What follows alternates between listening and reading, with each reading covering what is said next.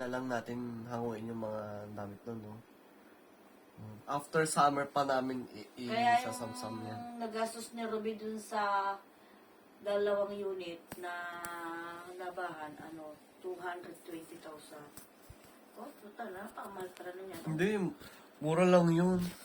Akala ko nga, 1,000,000 ang magagastos dun. 220. Kay Gimo daw yun. Kay doon sa may... Ah, parang may ay, siya ba yun? Siya ba? Ay, di, siya yung yung may parang sakit ni Carolina. Talaga? may bipolar. Kanino to? Kay iyo to ah. Oh. Sabi naman ni Ruby, Din, walang pinipilan kanyang sakit, walang may gusto.